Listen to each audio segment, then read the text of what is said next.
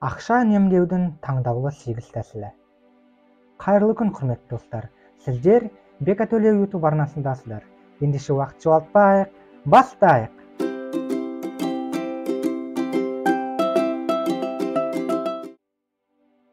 Бірінші, шығынды алдын ала жоспарлаңыз. Шығындарыңызды күнделікті жоспарлау сізді жалықтырып жіберуі мүмкін. Әйтсе де, бұл далаға шашылған артық ақшаны азайтудың ең тиімді жолы. Бұл тәсіл арқылы ойда жоқта жасалған сауда мен мақсатсыз жұмсалған қаражаттың қатары сирейді. Әрі осы әдіспен ақшаның басым бөлігі қайда кететінін өзіңіз біліп отырасыз. Екінші, сауда жасар алдында ойланыңыз. Алатын заттарыңызды тізімдеп алыңыз. Үйде не бар, не жоқ екенін анықтап, параққа жазып алыңыз. Ғаламтор арқылы сауда жасауды үйренсеңіз, тіптен жақсы. Сізге тек бір-ақ рет көмегі тиетін заттарды сатып алмас бұрын ойланыңыз.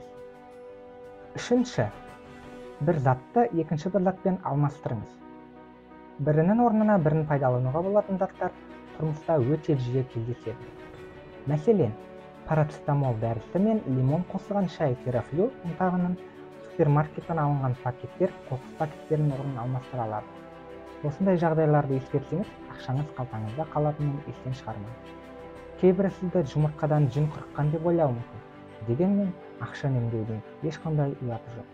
Бұл үнемделген қаражатыңызды сақтап, жазда демалуыңызға бірден бір мүмкіндік. Төртінші, денсаулығыңызды күтіңіз. Суық күні шашымызды жуып алып, құрғатпастан далаға шығып кетуді доғару керек. Бас киім киіп, қалың киініп, қол-аяғыңызды жылы ұстаңыз.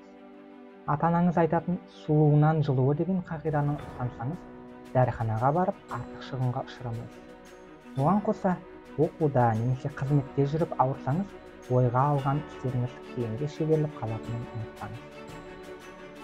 Бесінші, қарапайым дүниелерді үйреніңіз. Су құбырының шүмегінен аққан суды тыю үшін ақылы арнайы мамандарды шақырудың қажеті жоқ. Ғаламтордан нұсқаулығын көру арқылы техникалық кілтпен жөндеңіз. Бұл тек бір ғана мысал. Қысқаша айтқанда, үйде бар затты тиімді пайдаланыңыз. Бұл сізге тек қана ақша үнемдеуді үйретпейді, сонымен қатар ептілігіңіз бен қолыңыздан келетін істердің санын арттырады. Алтыншы, коммуналдық төлемдерді қысқартыңыз. Яғни, тағы да үнемдеу әдісі арқылы коммуналдық төлемдерді азайта аласыз. Жарықты қажет емес кезде өшіріп жүру, кешкі аста шырақ жағып романтикалық кеш жасау деген сияқты әрекеттердің санын қысқартыңыз. Жетінші, епті болыңыз. Қолдан бұйым жасауға қабілетіңіз болса, тіптен жақсы. Темірден түйін түйген қазақ бұл ғой. Босаған дүниелерді кері өмірге әкеліп, қоқыс жәшігін емес, тағы да пайдаңызға жаратуға болады. Және соңғысы, 8-ші, ол әрдайым алдыңызға мақсат қоя біліңіз және өмірге оптимистік көзқараспен қараңыз. Ешқашан ақша жоқ деп айтпаңыз. Сонымен достар, бұл видео өз мәресіне жетті. Егер видео ұнаса, лайк басып, астына комментарийді өзіңіздің жеке пікіріңізді жазып берсеңіз болады. Бека Төлеу YouTube арнасына тіркеліңіздер. Бұл видеоны поделиться кнопкасы арқылы барлық WhatsApp чаттарға, Instagram парақшаларға таратыңыз.